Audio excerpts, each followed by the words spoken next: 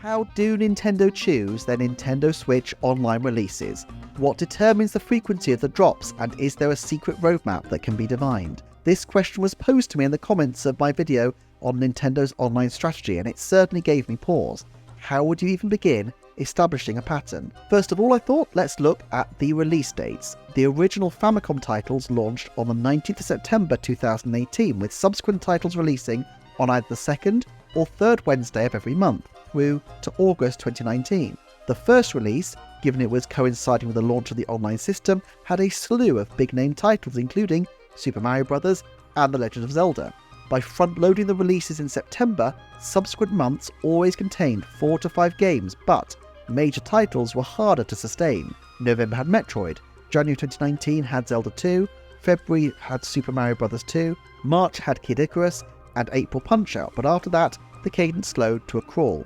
You might have expected them to start out with only first-party games supported, but from the start were Double Dragon, Ghosts and Goblins, Gradius and Tecmo Bowl. Koei Tecmo's releases were issued at a rate of 1 a month until they essentially ran out of them, while Capcom and Konami titles were released at a similar pace. It seems clear that these initial companies, plus long-time Nintendo allies HAL Laboratories, were the first deals struck by Nintendo for their online service.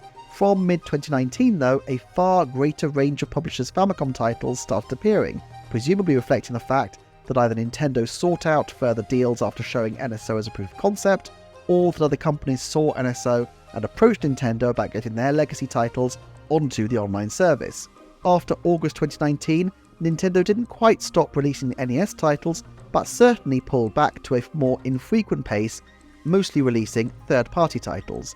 It does seem that some games were kept back for longer periods, and the common thread seems to be that these are all the controversial titles. Earthbound Beginnings launched in February 2022, presumably to launch alongside Earthbound, and more or less steered clear of issues then. The licensing issues surrounding Mother 3 meant that this game would still be a no-go in the West. Devil World is another title that, at the time, drew fire for its use of religious iconography, causing it not to be released in the West for a very long time. And then there's another Japanese-only title, The Mysterious Murasame Castle. This is a real cult favourite and has been the constant subject of speculation about a new potential game, with No More Heroes devs Suda51 showing an interest as well as Koei Tecmo. It's possible that Nintendo sat on the game in part to allow ideas to percolate so they could potentially release it alongside a new title, or at least alongside the announcement of a new title.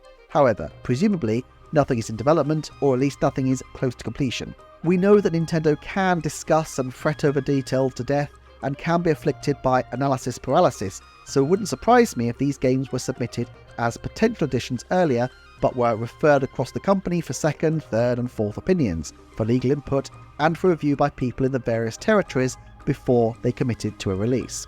The NES rollout might not have included many games that hold up today, but it did have the benefit of a predictable release schedule. Curious then that Nintendo seemed to abandon this completely in 2019.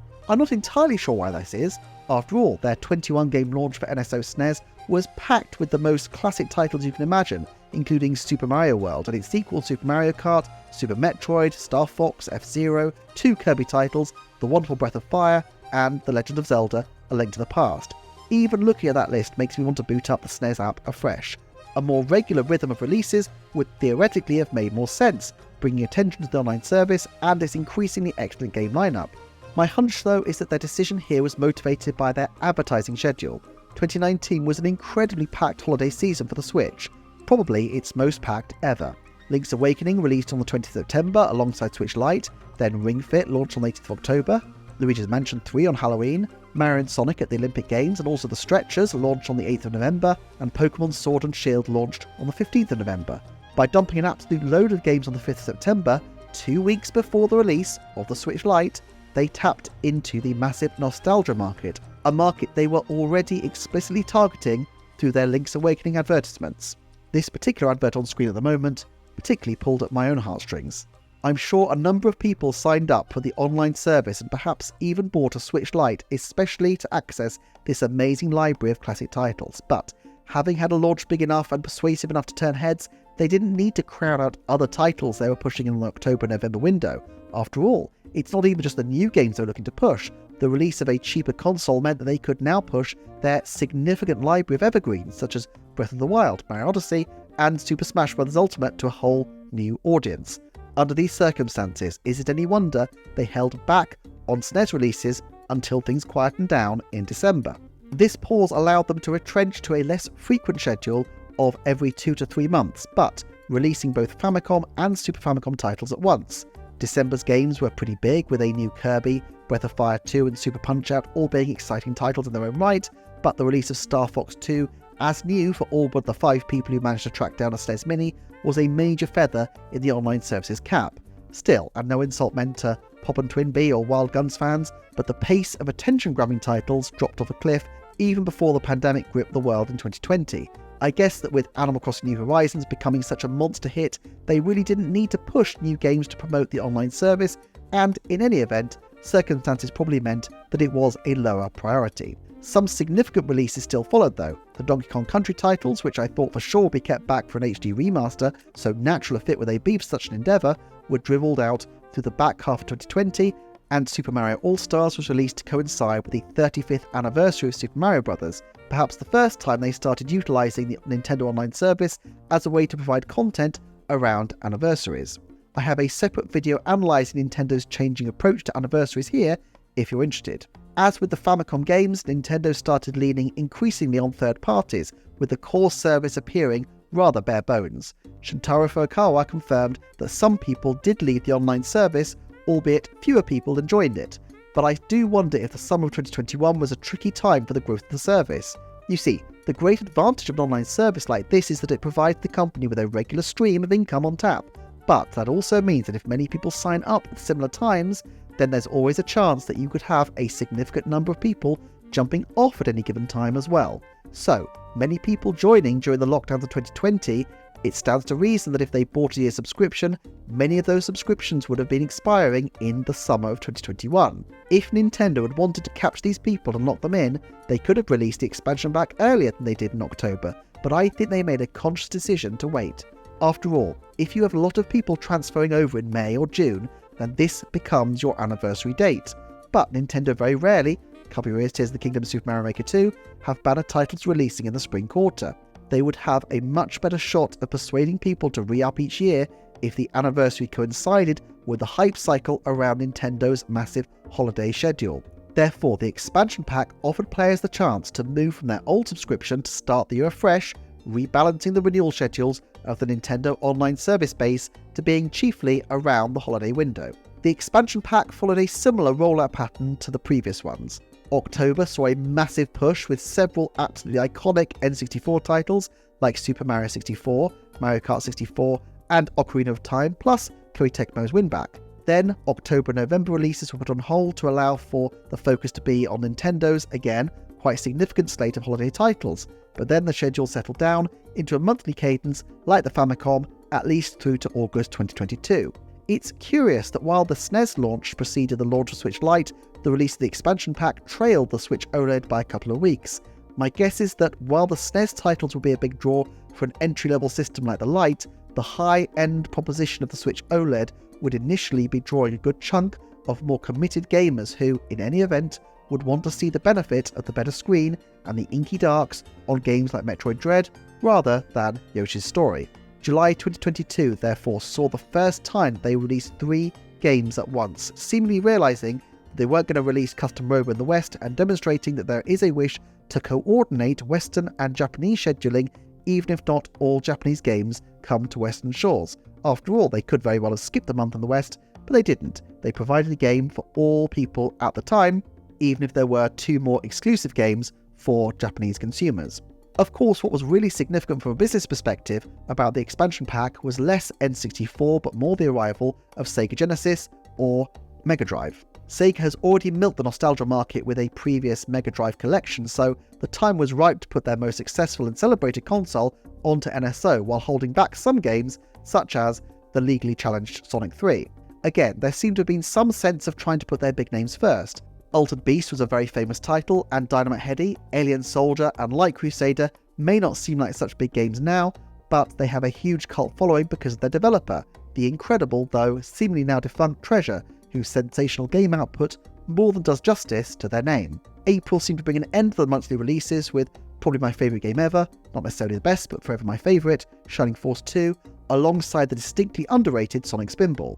The Sega releases moved to a 2-monthly schedule, and then even less frequent, with 4 months separating the release of Columns and Golden Axe 2 from Kid Chameleon and Street Fighter 2 Special Champion Edition. At the time of writing, even though Datamine suggested that there were 52 Mega Drive games prepped for release, only 45 have yet to come out, and my hunch is that they want to save some of these to fill holes in their calendar later down the track. Meanwhile, N64 releases also became erratic. GoldenEye, presumably delayed for marketing reasons, filled out the schedule in January 2023, while Pokemon Stadium 2 shadow dropped for the August Pokemon Direct. Otherwise, titles have just been dribbled out, although they're still quite impressive and respected titles like Harvest Moon 64 and 1080 Degree Snowboarding, and Blast Corps. I mean, I think this partly reflects the fact that N64's library is very strong, rather than necessarily a particular strategy to hold back too many major titles. The most recent major change then was the 8th of February 2023 shadow drop of an update to both the core and the expansion pack service with the arrival of Game Boy and Game Boy Advance simultaneously. Why February then? My hunch is that, having successfully pivoted to a point where people's renewal dates was in the holiday season, they now wanted to scoop up another group of people to sign up or upgrade just before the end of the financial year. The addition of Game Boy and Game Boy Advance titles were unlikely to move the needle in the same way as SNES and N64, but still represented a huge library of quality titles. But if there's a pattern in the release of Game Boy and Game Boy Advance games, it's even more difficult to discern, with games now releasing in dribs and drabs, with gaps of sometimes 1 month, sometimes 3.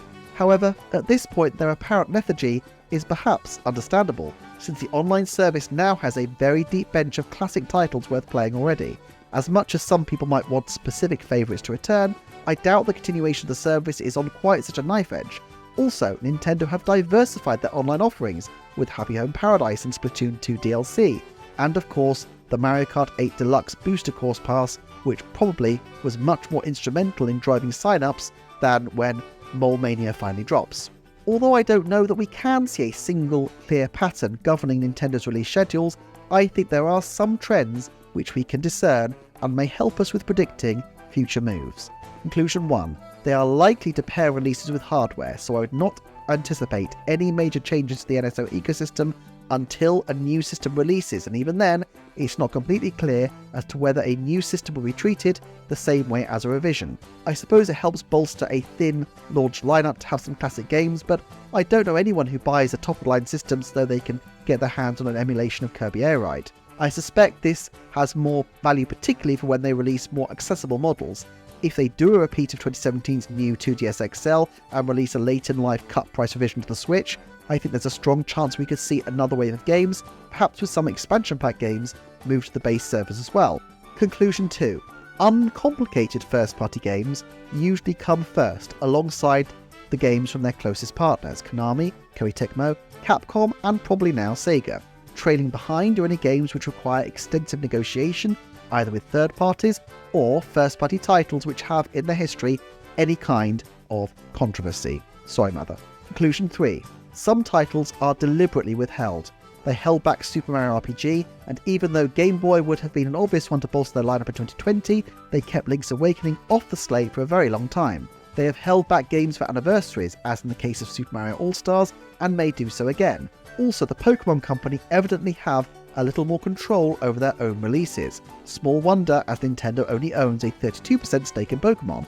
This means that NSO Pokemon games will surely release when it's convenient to the Pokemon Company as much as to Nintendo. Although, given the need for big, eye-catching NSO drops in late 2024, I think there's at least a 50% chance that Pokemon Gen 1 drops for Nintendo Switch Online before the end of the year.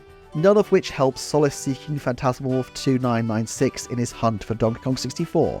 But I think withholding DK64 as well as Diddy Kong Racing does fit the pattern Nintendo has fallen into for some time of keeping back some big games. In particular, DK is obviously a focus for them, with him getting a large role and particularly a big name actor in the Super Mario Bros. Movie, and also a new theme park ride. Being a Mario adjacent property, Donkey Kong is a logical character to get the nudge into the big time, and I could see the banana-loving ape being lined up for a bigger push, during which the shadow drop of his past adventures would only be part of the celebration. But perhaps I've missed something. Shout out in the comments if you have spotted any other patterns I've missed, and meantime check out my Nintendo Systems video for more on the future of the Nintendo Online service. Thank you so much for watching, and I'll see you next time for another Nintendo Forecast.